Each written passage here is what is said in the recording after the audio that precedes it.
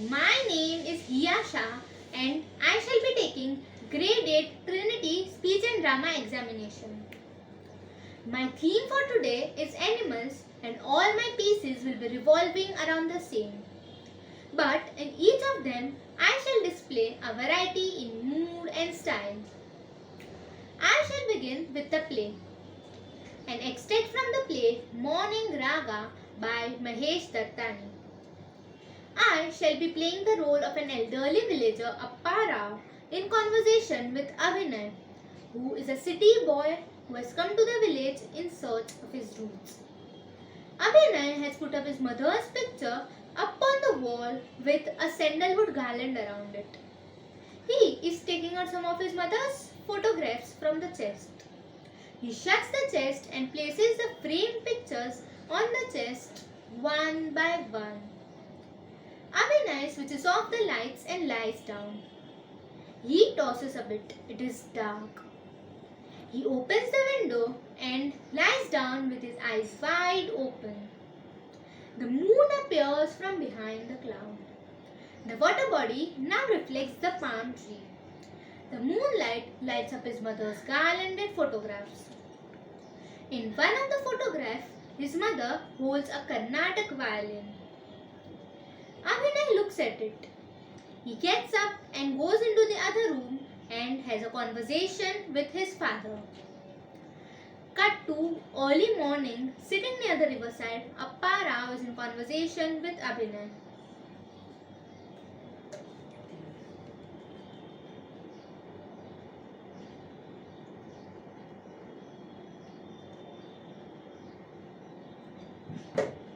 Ah.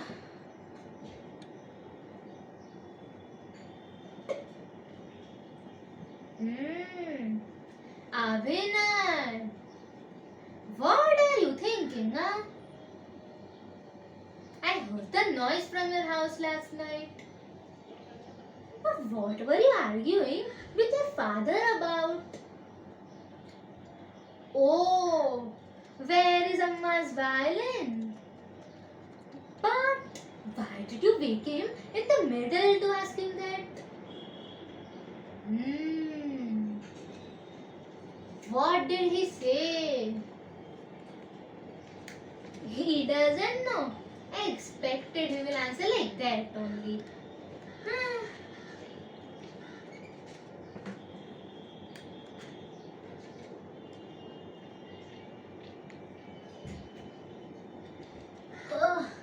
He would have said, God only knows. I remember all the things that bring you pain. Correct.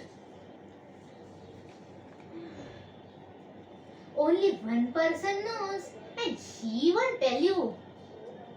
Who is the person? Annapurna. I know what you are thinking. Such a small village and you don't know where a violin went. The whole village will know what you ate for dinner, but they don't know where mother's violin is. Correct. Everybody knows. But we forget. We forget all that we want to forget. Why remember all the things that bring you pain?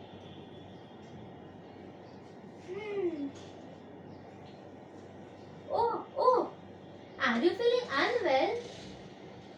My mother, I'm talking to your grandson only, not any stranger from the city. Do you know where the Carnatic violin came from? France. Many centuries ago, the French people presented their violin to the great King Tipu Sultan. Very proud people. The king then returned it to his musician because he was very unhappy with the sound. What is this keh keh keh sound? He said, make it sound better. His musicians then returned it to the French and showed them how to use it properly. That is how the Carnatic violin was born. Ah, oh, the sun has come up. Annapurna, Annapurna. She is not feeling well today. I better wander away. Oh, let me leave before the sun comes overhead. And you, stop worrying and thinking so much. Here, your aunt has sent some delicious village food. Do grab a bite. It will bring back some fond memories of your mother. Okay? Annapurna, let's eat.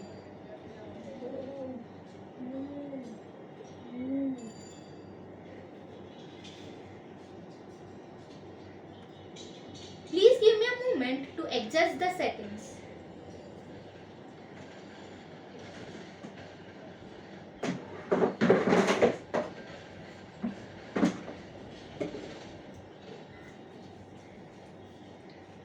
I shall now narrate the prose. An extract from My Family and Other Animals by Gerald Durrell. Is that bloody boy again? Bellowed Larry. Look out, they're coming! Screamed Margot. All we need is a book. Roared Leslie. Don't panic, hit them with the book. What on the earth is the matter with you all? Mother kept imploring, mopping her glasses. Is that bloody boy? He'll kill the lot of us. Look at the table, knee deep in scorpions.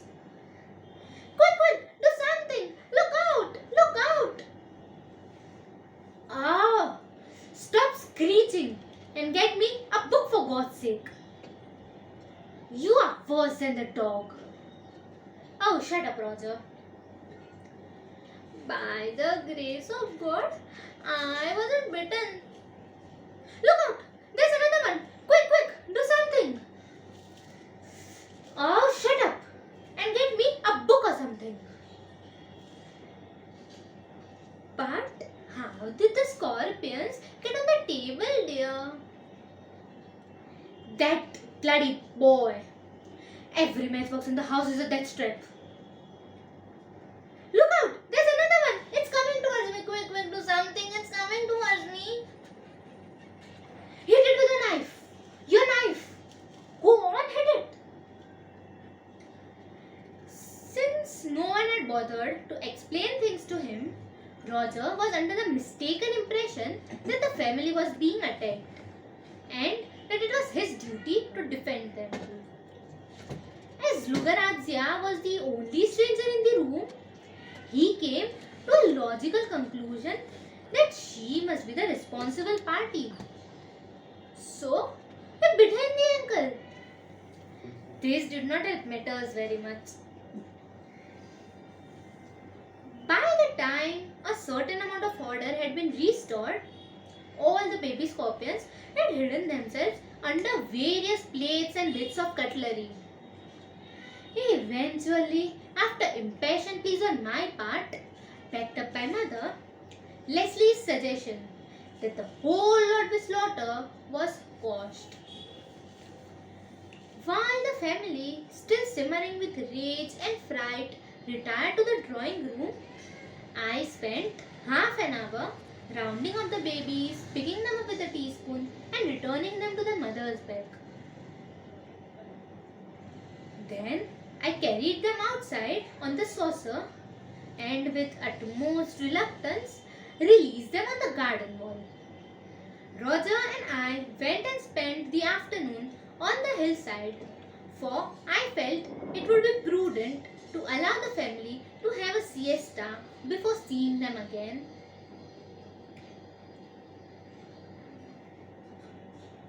I shall now recite the poem The Cow by Roald Dahl.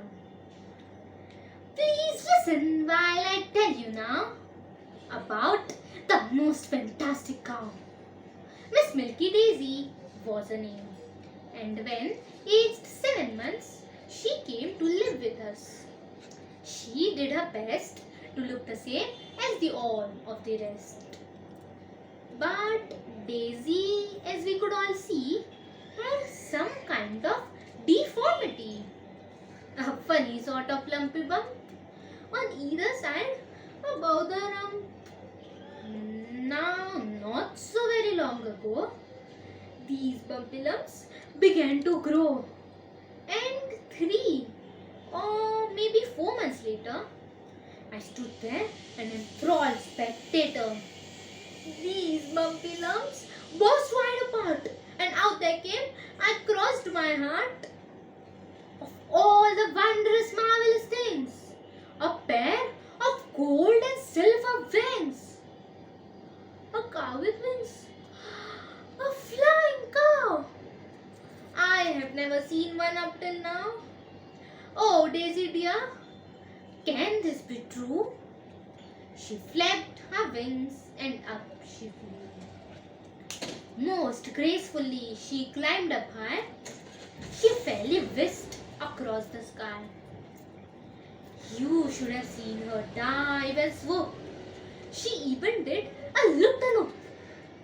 Of course, almost immediately, her picture was on live TV. And millions came each day to stare at Milky Daisy in the air. They shouted, "Jeepers, creepers! Wow! It really is a flying cow!" They laughed and clapped and cheered and waved. And all of them were well behaved, except for one quite horrid man who had travelled from Afghanistan. This fellow, standing in the crowd, raised up his voice and yelled aloud, "That silly cow! Hey, listen, Daisy, I think you're absolutely crazy." Unfortunately, Daisy heard quite clearly every single word. "By gosh!" she cried. "What awful cheek! Who is this silly foreign freak?" She dived, and using all her power, she got to 60 miles an hour. "Boom's gone!" she cried. "Take that!" she said, and dropped a cow pet on his head.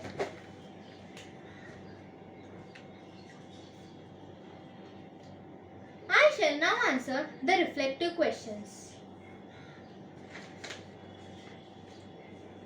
Talk about how you choose your pieces for today's performance and how you balance the contrast in mood and style. It is important to use different moods and styles in the pieces to show the skills of a grade 8 student, because once you are on the stage, you don't want to be acting as a character, but you want to be the character. In class, we were given an option to choose our own theme, and we also did a lot of activities, which is how I came to a conclusion to select my theme as animals. That is why all my pieces are according to the mood, style and theme. The poem "The Cow" is a humorous rip-tickling piece. The play "Morning Raga" has a melancholic story where the boy is in deep stress as he searches for some unanswered questions.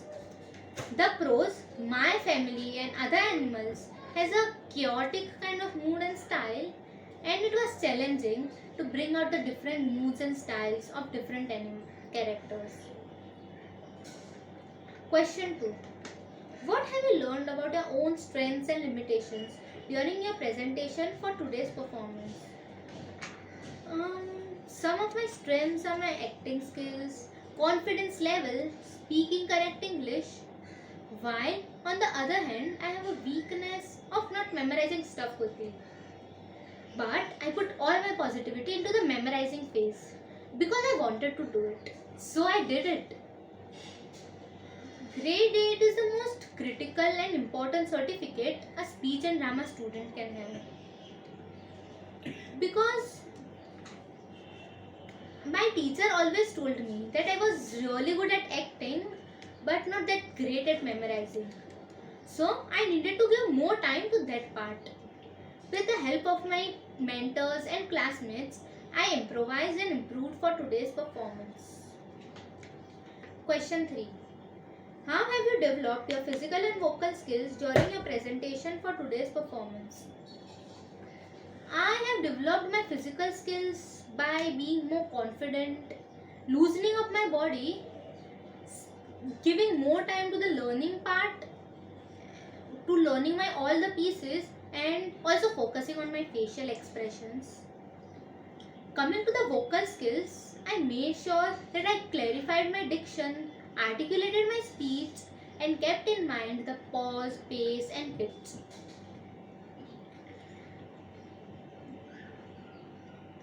I had to use my voice and body thoroughly throughout the show. Thus, I developed my physical and vocal skills to give a technically correct performance. Question 3. Question 4. How did you prepare yourself physically and emotionally for a performance program today? Where preparation in physical terms is concerned, one needs to build the stamina and spontaneity by sheer practice.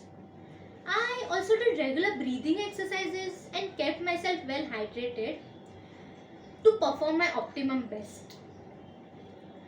Coming to the preparation in terms of physical and mental, I made sure that I detach myself from who I am and get completely into the skin of my character. So I learned the nuances of the old villager, how he walked, how he talked, and in all my other pieces, I showed the true emotion of love and empathy that I have towards animals. So, combining both of this could roll out a stellar performance.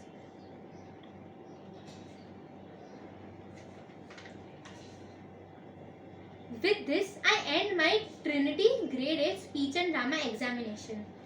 I hope you enjoyed it as much as I did preparing and presenting it. Thank you.